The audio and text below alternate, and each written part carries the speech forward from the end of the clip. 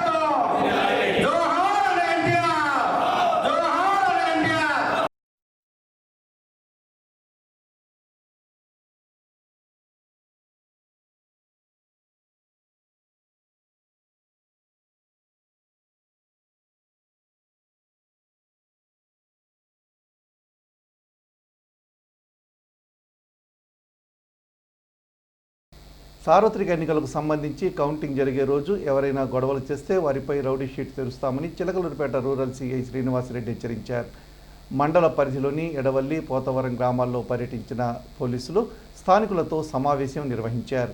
ఈ సందర్భంగా సిఐ మాట్లాడుతూ ఎన్నికల్లో గొడవలు జరిగిన పలు గ్రామాలను సమస్యాత్మక గ్రామాల్లో చేర్చినట్లు తెలిపారు. కౌంటింగ్ రోజు గొడవలు లేకుండా గ్రామస్తులు సహకరించాలని కోరారు.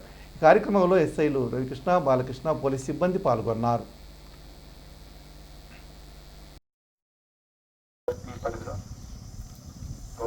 పోలీస్ స్టేషన్ లిమిట్స్ అట్లాగే నాదెండ్ల, ఎడ్లపాడు 3 పోలీస్ స్టేషన్ లిమిట్స్లో కూడా ఎలక్షన్స్ ప్రశాంతంగా జరిగినాయి.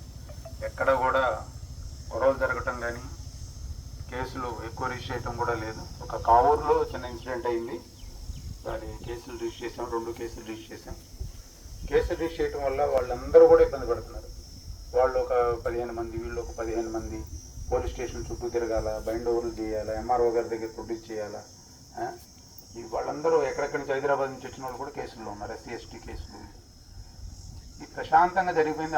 ఆఖరిలో గొడవ పెట్టుకొని కేసు పెట్టుకున్నారు. అట్లాంటిది ఈ సమస్యాత్మక గ్రామాల్లో అన్నింటిలో కూడా కెమెరాలు అవి పెట్టాము, మేము ఫ్లాగ్ మార్చ్ చేసాము, బిఎస్ఎఫ్ వాళ్ళని తీసుకొచ్చి తిరిగాము, మీటింగులు పెట్టాము. అందువలన అన్నీ కూడా ప్రశాంతంగా జరిగినాయి. ఎడవల్లిలో కూడా మీటింగులు అవి పెట్టాము. ఇక్కడ కూడా ఎటువంటి గొడవ లేకుండా అందరూ సహకరించారు. ఎవరు ఓటు వాళ్ళు వేసుకున్నారు, ఏమి ఇబ్బంది లేకుండా అంతా ప్రశాంతంగా జరిగిపోయింది. ఇప్పుడు ఉండే పరిస్థితులు కూడా మీరు చూస్తున్నారు. జిల్లాలో మన చిలకలూరిపేట కాన్స్టిట్యున్సీలో ఎట్లా ఉన్నాయి, అట్లాగే నర్సరావుపేట కానీ, గురజాలు కానీ, మాచర్లు కానీ ఎట్లా ఉన్నాయనేది చూస్తున్నారు. ఎవ్వరు కూడా గ్రామాల్లో మనుషులు అనేది లేరు, ఇళ్ళకి తాళాలు వేసి వెళ్ళిపోయి ఉన్నారు. ఆ పరిస్థితులు ఇప్పుడు గ్రామాల్లో అన్ని కాన్స్టిట్యున్సీల్లో 144 సెక్షన్ ఉంది. 4 కన్నా ఎక్కువ గుంపులుగా తిరగటం అనేది కూడా ఎక్కడ చేయకూడదు. ఈ కౌంటింగ్ సందర్భంగా కౌంటింగ్ ఉంది కదా అని కౌంటింగ్ సెంటర్ ఎక్కడ ఉందో జేఎన్టీయూ నర్సరావుపేట దగ్గరికి అక్కడికి వెళ్ళినా కూడా అక్కడ వాళ్ళు 144 సెక్షన్ ఉందని వాళ్ళు అలౌ చేయరు. కాబట్టి ఇక్కడ విలేజ్లో కూడా మీరు గ్రూపులుగా ఉండి రోడ్ల మీద అట్లా ఉండకుండా కౌంటింగ్ రోజు కూడా ఎవరి ఇళ్లలో వాళ్ళు ఉండి మీకు న్యూస్లో మీరు చూసి ఎంజాయ్ చేయండి. అంతేగాని బయటకు వచ్చి వాళ్ళని రెచ్చగొట్టడం, వీళ్ళని రెచ్చగొట్టడం అది చేయమాకండి. అట్లాగే ఊరు నుంచి వస్తారు, కుర్రోళ్ళు వస్తారు, చదువుకున్న వాళ్ళు, సాఫ్ట్వేర్ ఇంజనీర్లు వస్తారు. వాళ్ళు పొరపాటుగా వాళ్ళు వెళ్ళేసి తాగిన వాళ్ళు కానీ ఎవరన్నా వెళ్ళి ఏదన్నా గొడవ జరగటం అంటుంది. మీరు కంట్రోల్ చేసి మీ ఇంట్లో లేడీసు లేదా మీరు కంట్రోల్ చేసి వాళ్ళని వెళ్ళనీయకుండా చేయండి. ఒకసారి కేసులో ఇరుక్కున్నారంటే వాళ్ళు చాలా ఇబ్బంది పడతారు. ఇప్పుడు ఈ కేసుల్లో ఉన్న వాళ్ళు ఏదైతే ఎలక్షన్ కేసుల్లో ఉన్నారో అందరికీ రౌడీ షీట్లు ఓపెన్ చేయమంటారు. పార్టీతో సంబంధం లేదు. ఏ పార్టీ అయినా కూడా గొడవలు చేసి గొడవల్లో ఉంటే కనుక రౌడీ షీట్లు ఓపెన్ చేస్తారు. రౌడీ షీట్లు ఓపెన్ చేస్తే ఇంక వాళ్ళు పోలీస్ స్టేషన్కి పరిమితం అయిపోతారు. పోలీస్ స్టేషన్కి ఎప్పుడు పిలిస్తే అప్పుడు వచ్చి కూర్చోవాలా. బైండ్ ఓవర్ చేస్తే ఎంఆర్ఓ గారి దగ్గర వెళ్ళి ప్రొడ్యూస్ చేస్తే 2 లక్షలు, మళ్ళీ గొడవల్లోకి వెళ్తే 2 లక్షలు వాళ్ళు కట్టించుకుంటారు. కానీ ఎలాంటి గొడవలు లేకుండా మీరందరూ సహకరించారు. మీ అందరికీ ధన్యవాదాలు. దానికి మీ అందరి సహకారం వల్లే గొడవ జరగలేదు. ఎవరు ఓటు వాళ్ళు వేసుకున్నారు, ప్రశాంతంగా ఎలక్షన్ అయిపోయింది. అలానే ఓటింగ్ రోజు కూడా మీరు అలానే మీకేం అవసరం లేదు. ఎలక్షన్ రోజన్నా కనీసం ఓటు వేయడానికి వెళ్ళాలి. ఇంకా కౌంటింగ్ రోజు మీకు ఇంకా ఏముంది, కౌంటింగ్ ఎవరో రిజల్ట్ ఒకళ్ళు గెలుస్తారు, ఒకళ్ళు ఓడిపోతారు. అందులో ఈసారి మీరు ఏమన్నా ఫంక్షన్లు చేసుకోవడానికి కానీ ఇట్లా ఏదన్నా చేసుకోవడానికి కూడా అవకాశం లేదు. బాణసంచాలు, బైకులు ప్రైజ్ ఇచ్చి ఊర్లో తిరగడాలు, ఊరేగింపులు మొత్తం నిషేధం. మీరు ఏదన్నా ఉంటే మీ టీవీలో చూసుకోవాలి, సెల్ ఫోన్లలో చూసుకోవాలి. అంతవరకు ఇంకా ఇళ్లలో ఉండడమే. ఎవరో గెలుస్తారు, ఎవరో ఓడిపోతారు, అంతే. మీరు ఎవరన్నా పోటీ చేశారా? మీ ఊర్లో కాదుగా, ఎక్కడో ఉన్నారు వాళ్ళు ప్రశాంతంగానే వస్తారు. గెలిచిన తర్వాత మా ఓటేసినందుకు ధన్యవాదాలు అని చెబుతారు. గెలిచిన వాళ్ళు, ఓడిపోయిన వాళ్ళు ఏం చెబుతారా? మీ ఓటుని గౌరవిస్తున్నాము, మీ తీర్పుని గౌరవిస్తున్నాం అని చెప్పి వెళ్ళిపోతారు, అంతే. వాళ్ళకి లేని మీకెందుకు? ఏదన్నా జరిగితే గొడవల్లో ఇరుక్కుంటే పనిష్మెంట్ వాళ్ళకి రాదు, మీకే వస్తుంది. చాలా మందిని బైండ్ ఓవర్ చేసి ఉన్నాం ఊర్లో, దాదాపు ఒక 30-35 మంది వరకు. రీసెంట్గా మన మండలంలో ఎక్కడ గొడవలు జరగలేదు. ఒక కావూరు గ్రామంలో గొడవలు జరిగితే ఆ గొడవలు జరిగిన వాళ్ళలో బైండ్ ఓవర్ చేసిన వాళ్ళు 2 ఉన్నారు, కేసుల్లో ఉన్నవాళ్ళు. వాళ్ళకి ఎంఆర్ఓ గారి దగ్గర ప్రొడ్యూస్ చేస్తే 2 లక్షలు ఫైన్ వేశారు. ఇప్పుడు ఆ ప్రాసెస్ నడుస్తుంది. మీరంతే, బైండ్ ఓవర్ చేసిన వాళ్ళే కాదు, బైండ్ ఓవర్ చేయని వాళ్ళు కూడా ఏదైనా గొడవలు చేస్తే శిక్షలు అనుభవిస్తారు ఖచ్చితంగా. జగన్ రెడ్డి ప్రభుత్వం అక్రమంగా దారి మళ్లించిన డ్వాక్రా సంఘాల స్త్రీ నిధి డబ్బులను తక్షణమే తిరిగి ఇవ్వాలని డిమాండ్ చేశారు మాజీ మంత్రి, తెలుగుదేశం పార్టీ రాష్ట్ర ఉపాధ్యక్షుడు ప్రత్తిపాటి పుల్లారావు. అక్క చెల్లెమ్మలు అంటూనే వారి స్త్రీ నిధి ఖాతాల్లోని మొత్తాలను కొట్టేయడానికి మనసులా వచ్చిందని ప్రశ్నించారు. సుమారు 750 కోట్లను స్త్రీనిధి క్రెడిట్ కోఆపరేటివ్ ఫెడరేషన్ నుంచి మాయం చేశారని, ఇప్పుడు ప్రభుత్వం మారగానే చేతులు దులుపుకుందామనే ధోరణిలో ఉండడం దుర్మార్గమన్నారు. ఈ మేరకు విడుదల చేసిన ఒక ప్రకటనలో జగన్ ప్రభుత్వం వివిధ ప్రభుత్వ శాఖలు, ప్రభుత్వ రంగ సంస్థలు, కార్పొరేషన్లు, ఫెడరేషన్ల నుంచి దాదాపు 4,736 కోట్లు కొట్టేశారని ఆరోపించారు. Andhra Pradesh state financial services corporation పేరును అడ్డం పెట్టుకుని చివరకు విద్యా సంస్థలు, విశ్వవిద్యాలయాల నుంచి 100 కోట్లు లాక్కోవడం వైకాపా ప్రభుత్వానికే చెల్లిందని దుయ్యబట్టారు. మొత్తం 33 ప్రభుత్వ శాఖల నుంచి దారి మళ్లించి అటు నుంచి లెక్కల్లో గాయబ్ చేసిన ప్రతి పైసాను జగన్ ప్రభుత్వం జూన్ 4 లోపు తిరిగి చెల్లించాలన్నారు Prathipati. AP state financial services కార్పొరేషన్లలో డిపాజిట్గానే తీసుకొని ఉంటే కాలపరిమితి ముగిసినా ఇప్పటి వరకు తిరిగి ఇవ్వకపోవడంలో మర్మమేంటో చెప్పాలన్నారు ప్రతిపాటి. జగన్ రెడ్డి ఈ ఆర్థిక అక్రమాలన్నిటికీ వంతపాడినా సహకరించిన అధికారులందరిపై జూన్ 4 తర్వాత చర్యలు తప్పవని హెచ్చరించారు. రాష్ట్రాన్ని 12 లక్షల కోట్ల అప్పుల్లో ముంచేసింది కాక ఇలా ప్రజలు, ప్రభుత్వ విభాగాల డబ్బులు దిగమింగి ఎటు మళ్లించారో, ఎవరి జేబుల్లో వేసుకున్నారో కూడా నిగ్గు తేల్చాలన్నారు ప్రతిపాటి. అవినీతి అక్రమాలతో ప్రజలకు చెందాల్సిన వేల కోట్లు కొట్టేసిన వైకాపా నేతలు, వారి ముఠాల నుంచి ఆస్తులు జప్తు చేసిన మొత్తం తిరిగి కక్కిస్తామని తెలుగుదేశం పార్టీ అధినేత చంద్రబాబు ఇప్పటికే ప్రకటించారని గుర్తు చేశారు. జూన్ 4 తర్వాత తెలుగుదేశం పార్టీ నేతృత్వంలో ప్రజాప్రభుత్వం రాగానే ఇదే పనిలో ఉంటామని స్పష్టం చేశారు ప్రతిపాటి.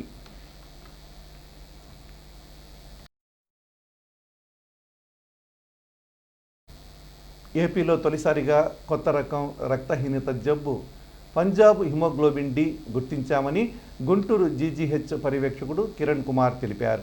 ఈ మేరకు ఆయన మీడియాతో మాట్లాడుతూ పల్నాడు జిల్లా వెల్దుర్తి మండలం శ్రీరాంపురానికి చెందిన 2 పిల్లలు జీజీహెచ్కి వచ్చారన్నారు. వారి రక్త నమూనాలు పరీక్షించగా వ్యాధి నిర్ధారణ అయిందన్నారు. పంజాబ్, ఇరాన్ ప్రాంతాల్లో ఈ వ్యాధి బాధితులుంటారని, ఎర్ర రక్త కణాలు ఎక్కించడం ద్వారా మేలు కలుగుతుందని చెప్పారు. గవర్నమెంట్ హాస్పిటల్లో ఉన్నామండి. ఇక్కడ మనకి పెథాలజీ డిపార్ట్మెంట్ బృందం అయితే మాత్రం అంతా ఉన్నారు. మనకి ఇక్కడ పెథాలజీ డిపార్ట్మెంట్ వాళ్ళు చాలా రకాలుగా వ్యాధి నిర్ధారణకైతే మాత్రం వాళ్ళ సహాయం ఎనలేనిది, మనలేనిది. ఈ మధ్యకాలంలో చూస్తుంటే కొత్త జబ్బులు కూడా కనుక్కోవడానికి పెథాలజీ వాళ్ళ అవసరం ఎంతో ఉంది, ఆవశ్యకత ఉంది. వాళ్ళు చాలా నిష్ణాతులైన వైద్యులు ఉన్నారు కాబట్టి మనకు వెంటనే కొత్త జబ్బులు కూడా కనుక్కునే క్రమం జరుగుతూ ఉంది. ఈ క్రమంలోనే మనకి ఐహెచ్సిసి అనే ఒక ల్యాబొరేటరీ ఉంది. ఆ ల్యాబొరేటరీలో రెగ్యులర్గా మనం హీమోగ్లోబిన్స్ చేస్తూ ఉంటాం. మనిషిలో 2 రకాల హీమోగ్లోబిన్స్ ఉంటాయి. అది అడల్ట్ హీమోగ్లోబిన్ అని ఒకటి ఉంటుంది, ఫీటల్ హీమోగ్లోబిన్. ఈ 2 కామన్గా మనం ప్రతి ఒక్కళ్ళలో ఉండేది. మన హీమోగ్లోబిన్ పర్సంటేజ్ ఎంత ఉంది, 15%, 12%, 10% అని ఎనీమియా రక్తహీనత గుర్తిస్తానికి కూడా హెచ్బి ఎస్టిమేషన్నే చూస్తూ ఉంటాం. ఆ హెచ్బి ఎస్టిమేషన్ చూసే క్రమంలో చాలా రకాల హెచ్బి హీమోగ్లోబిన్స్ కూడా ఉన్నాయి. వాటిల్లో మామూలుగా మనం అనుకున్నది అడల్ట్ ఒకటి, ఫిటల్ కాకుండా దాదాపు 150 పైన వేరియంట్స్, వీటిల్లో రకాలు మనం ఎప్పుడో ప్రపంచం గుర్తించి వాటిని కూడా ప్రజల ముందుకు తీసుకొస్తూ ఉంది. అలానే మనకి ఇక్కడ గుంటూరులో చాలా అరుదుగా వచ్చే హీమోగ్లోబిన్లో డి అనే వెరైటీ మన వాళ్ళు కనుక్కోవడం జరిగింది. ఇక్కడ పెథాలజీ బృందం నిశ్చితంగా పరిశీలించి హీమోగ్లోబిన్ డి వాటిల్లో కూడా 2 రకాలు ఉన్నాయి, Punjab variant and Iran variant. ఆ పంజాబ్ వేరియంట్ యూజువల్గా పంజాబ్ పరిసర ప్రాంతాల్లో ఉండేది. బట్ ఇక్కడ మనకు మాచర్ల నుంచి వచ్చిన కొంతమంది పేషెంట్లలో ట్రైబల్ ఏరియాస్లో ఉన్న వాళ్ళకి సికిల్ సెల్తో పాటు ఈ ట్రైబల్ ఏరియాలో ఉన్న వాళ్ళకి హెచ్బిలో పంజాబ్ గ్రూప్ కూడా, పంజాబ్ హెచ్బి కూడా ఉండటం జరిగింది. ఈ 2 కాంబినేషన్లు ఉండటం అయితే మాత్రం చాలా అరుదుగా ఉంటుంది. వీళ్ళు యూజువల్గా చాలా రక్తహీనతతో రక్తం బాగా తగ్గిపోయి 5% కన్నా తగ్గిపోయి వాటితో వచ్చిన సమస్యలతో రావడం జరుగుతూ ఉంది. చిలకలూరిపేట పట్టణంలోని తెలుగుదేశం పార్టీ కార్యాలయంలో ఐటీడీపీ రాష్ట్ర కార్యనిర్వాహక కార్యదర్శి మారెళ్ల అప్పారావు జన్మదిన వేడుకలు మంగళవారం పార్టీ శ్రేణులు ఘనంగా నిర్వహించారు. తొలుత అప్పారావు కేక్ కట్ చేయగా పార్టీ నాయకులు ఆయనకు పుట్టినరోజు శుభాకాంక్షలు తెలిపారు. అనంతరం పలువురు ముఖ్య నాయకులు అప్పారావును దుశ్శాలువాతో ఘనంగా సత్కరించారు. రానున్న రోజుల్లో రాజకీయంగా ఉన్నత స్థాయికి చేరుకోవాలని ఆకాంక్షించారు. ఈ కార్యక్రమంలో తెలుగుదేశం పార్టీ నియోజకవర్గ సమన్వయకర్త సదాశివరావు, రాష్ట్ర కార్యదర్శి ఎనగంటి జగదీష్ బాబు, షేక్ కరీముల్లా, అనుబంధ సంఘాల రాష్ట్ర కార్యదర్శులు షేక్ జరీనా సుల్తానా, నాగపూర్ణ చంద్రరావు, జిల్లా ఉపాధ్యక్షులు అబ్దుల్ కుమీర్, నియోజకవర్గ ఎస్సీసీల అధ్యక్షులు కొండ వీరయ్య, ఐటీడీపీ నియోజకవర్గ అధ్యక్షులు పిల్లికోటి, కార్యకర్తలు పాల్గొన్నారు.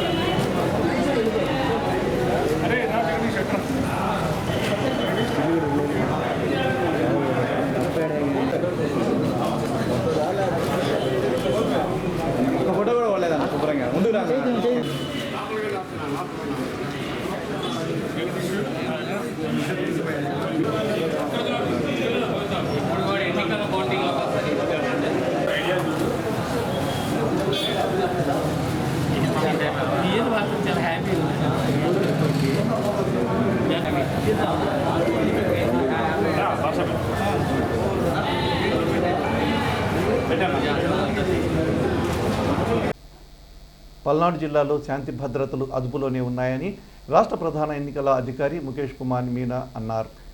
గుంటూరులో ఓట్ల లెక్కింపునకు చేపట్టిన ఏర్పాట్లను పరిశీలించిన అనంతరం ఆయన మీడియాతో మాట్లాడారు. కౌంటింగ్ రోజును డ్రై డేగా ప్రకటిస్తున్నట్లు వెల్లడించారు. 144 సెక్షన్ ఎంతవరకు అవసరమో అంతవరకు విధిస్తామని చెప్పారు. ఏపీకి 20 కంపెనీల బలగాలు కేటాయించినట్లు వివరించారు. గుంటూరు జిల్లా సంబంధించి స్ట్రాంగ్ రూమ్స్ అంటే పార్లమెంట్, అసెంబ్లీ స్ట్రాంగ్ రూమ్స్, తర్వాత కౌంటింగ్ సెంటర్స్ ఇన్స్పెక్షన్ కోసం ఈరోజు ఇక్కడ రావడం జరిగింది. అంటే మన మామూలుగా స్ట్రాంగ్ రూమ్స్ అరేంజ్మెంట్ అంటే 3 టైర్ అరేంజ్మెంట్ ఉంటుంది. ఇప్పుడు ఫస్ట్ టైర్లో సిఆర్పిఎఫ్ ఉంది, సెకండ్ టైర్లో ఎస్ఏపి స్టేట్ ఆర్మ్ పోలీస్ ఉంది, third tier police civil police arrangement ఉంది. సో ఇక్కడ ఇది చూసిన తర్వాత అరేంజ్మెంట్స్ పక్కాగా ఉన్నాయి. తర్వాత ప్రతి స్ట్రాంగ్ రూమ్ పైన ఒక సీసీటీవీ కెమెరా ఉంది, కారిడోర్స్లో కూడా సీసీటీవీ కెమెరా ఉన్నాయి. క్యాండిడేట్స్ కోసం కూడా మనము ఇక్కడ కంట్రోల్ రూమ్లో వాళ్ళు ఇక్కడ వచ్చి చూడడానికి ఏర్పాటు చేయడం జరిగింది. దీని తర్వాత ఇంకొక ఇన్స్ట్రక్షన్ అంటే క్యాండిడేట్స్ లేదా వాళ్ళ ఏజెంట్ వచ్చినప్పుడు రిప్రజెంటేటివ్ వచ్చినప్పుడు వాళ్ళు ఫిజికల్గా కూడా 2 సార్లు డేలో టైం డిసైడ్ చేసుకొని అక్కడ స్ట్రాంగ్ రూమ్ దగ్గర తీసుకొని ఫిజికల్గా చూపించడానికి ఏర్పాటు కూడా చేయడం జరిగింది. సో ఆల్ దీస్ అరేంజ్మెంట్స్ నేను ఆల్రెడీ 2 జిల్లాలు చూశాను, 3 జిల్లాలు చూస్తున్నాము. మళ్ళీ ఈ నెక్స్ట్ 2-3 డేస్లో సమ్ 5-6 ఇంటికి వెళ్ళి చూస్తాం. సో ఆల్మోస్ట్ పోలింగ్ అయిపోయింది. నెక్స్ట్ ఫైనల్ స్టేజ్కి మనం వచ్చేసాము. ఆ ఫైనల్ స్టేజ్లో ఆ రోజు సెక్యూరిటీ సంబంధించి, సేఫ్టీ సంబంధించి, కౌంటింగ్ ప్రొసీజర్ సంబంధించి ఏమీ డిఫెక్ట్ రాకూడదు, గ్యాప్ రాకూడదు. రాష్ట్ర వ్యాప్తంగా ప్రత్యేక చర్యలు తీసుకుంటున్నారు కౌంటింగ్ తర్వాత? అంటే కౌంటింగ్ మనం పోలింగ్ రోజు తర్వాత కొన్ని చోట్ల జరిగిన ఈ వైలెన్స్ దృష్టిలో పెట్టుకొని ఎలక్షన్ కమిషన్ ఆల్రెడీ దీనిపైన స్టేట్ గవర్నమెంట్కి ఇన్స్ట్రక్షన్ ఇవ్వడం జరిగింది. అంటే సుమారుగా 20 కంపెనీస్ని కౌంటింగ్ అయిన తర్వాత 15 రోజు వరకు స్టేట్కి ఇవ్వడం జరిగింది. దీని తర్వాత ఇప్పుడు పోలీస్ తరఫు నుంచి డీజీపీ గారి సూపర్విజన్లో ప్రతి జిల్లాలో సెన్సిటివ్ ప్లేసెస్ ఎన్ని ఉన్నాయి, సెన్సిటివ్ కాన్స్టిట్యున్సీస్ ఏమున్నాయి అన్నీ ఐడెంటిఫై చేసేసి అక్కడ ట్రబుల్ ఎవరు చేయొచ్చు, వాళ్ళ మీద ఏం యాక్షన్ తీసుకోవాలి. నరసరావుపేట మండలం కాకాని గ్రామంలోని జేఎన్టీయూ కళాశాలలో ఏర్పాటు చేసిన కౌంటింగ్ కేంద్రాన్ని ఏపీ డీజీపీ హరీష్ కుమార్ గుప్తా మంగళవారం పరిశీలించారు. ఎన్నికల కమిషన్ ముఖేష్ కుమార్ మీనా, పల్నాడు జిల్లా collector Srikesh, SP Mallika Garg counting కేంద్రానికి వచ్చిన డీజీపీ అక్కడ ఏర్పాట్లపై ఆరా తీశారు. ఈ సందర్భంగా కౌంటింగ్ రోజు పటిష్ట బందోబస్తు ఏర్పాటు చేయాలని డీజీపీ అధికారులకు సూచించారు. కౌంటింగ్ కేంద్రంలోకి గుర్తింపు కార్డు ఉన్న వారికి మాత్రమే పంపించాలని ఆదేశించారు. కార్యక్రమంలో పలువురు ఉన్నతాధికారులు పాల్గొన్నారు.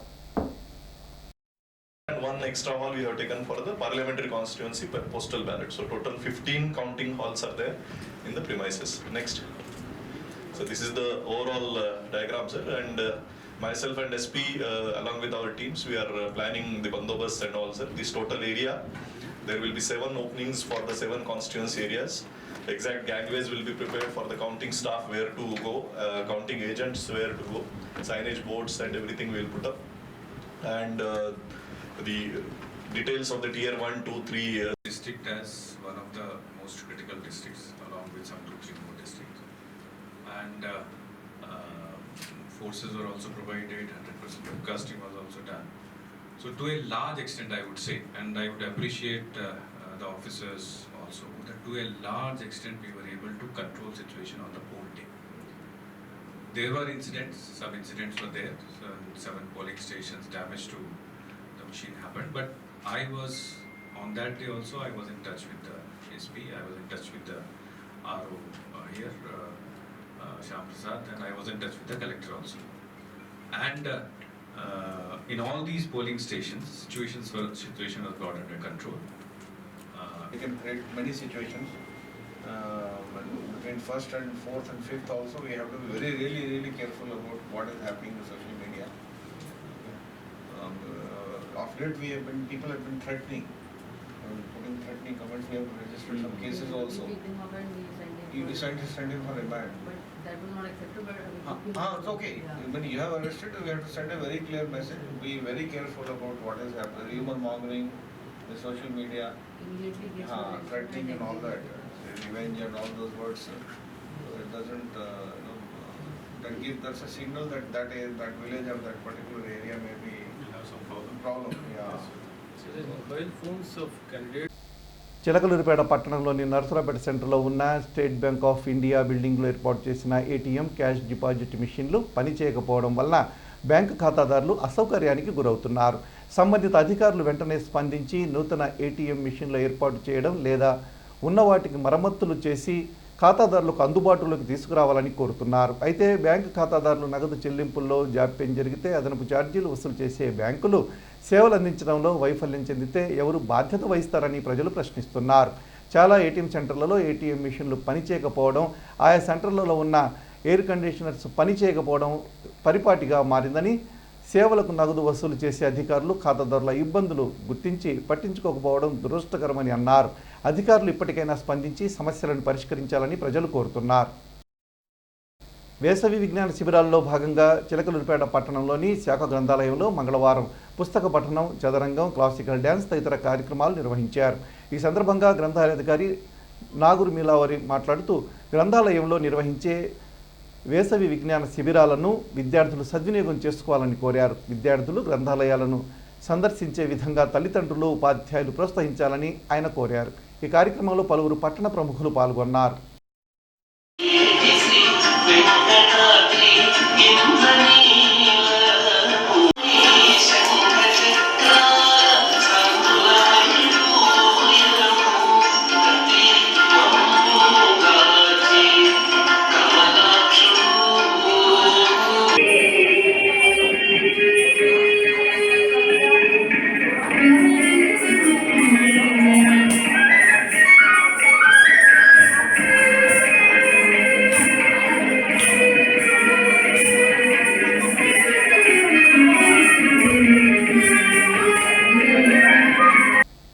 పదవ తరగతి ఉత్తీర్ణులైన వారు, సప్లిమెంటరీ పరీక్షలు వ్రాస్తున్న బాలికలు, ఇంటర్మీడియట్లో ఆంగ్ల మాధ్యమంలో ఎంపీసీ, బైపీసీ గ్రూపుల్లో చదువుటకు ఎడ్లపాడు మండల కేంద్రంలోని జిల్లా పరిషత్ ఉన్నత పాఠశాల, జూనియర్ కాలేజీలో అడ్మిషన్లు ప్రారంభమైనవని ప్రధానోపాధ్యాయులు జి విజయభారతి తెలియజేశారు. జూన్ 1 నుండి క్లాసులు ప్రారంభమవుతాయన్నారు. ఇంటర్ మొదటి సంవత్సరం ఉత్తీర్ణత కాలేని బాలికలను 2వ సంవత్సరంలో కూడా చేర్చుకోవడం జరుగుతుందన్నారు. 20 ఏళ్లకు పైగా అనుభవం ఉన్న పీజీ అర్హతలున్న లెక్చరర్లతో బోధనా తరగతులు నిర్వహిస్తున్నట్లు ఆమె ప్రకటించారు.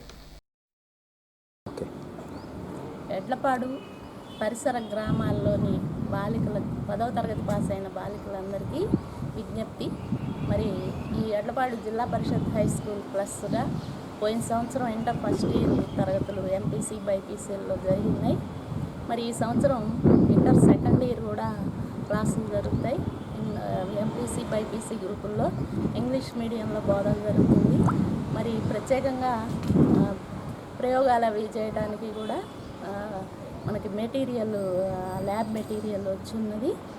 మరి ఉచితంగా బోధన జరుగుతుంది. చక్కగా ఎక్స్పీరియన్స్డ్ టీచర్స్ అందరూ, లెక్చరర్స్ అన్ని సబ్జెక్ట్స్కి ఉన్నారు. కాబట్టి ఈ అవకాశాన్ని అందరూ సద్వినియోగం చేసుకోండి. చక్కగా ఇంటరు ఒకవేళ ఫస్ట్ ఇయర్ ఫెయిల్ అయిన విద్యార్థులను కూడా మరి మా కాలేజీలో చేర్చుకోవడానికి మేము ప్రయత్నం చేస్తున్నాం. మరి 10వ తరగతి పాస్ అయిన బాలికలందరూ కూడా ఈ అవకాశాన్ని ఉపయోగించుకుని మరి ఈ హై స్కూల్ ప్లస్లో జిల్లా పరిషత్ ఉన్నత పాఠశాల ఎడ్లపాడులో చేరవలసిందిగా కోరుతున్నాం. అలాగే తల్లిదండ్రులందరికీ కూడా విజ్ఞప్తి చేస్తున్నాం. CC న్యూస్ ఇంతటితో సమాప్తం. తిరిగి మరో బులెటిన్లో మళ్ళీ కలుద్దాం. త్వరగా సెలవు. నమస్కారం.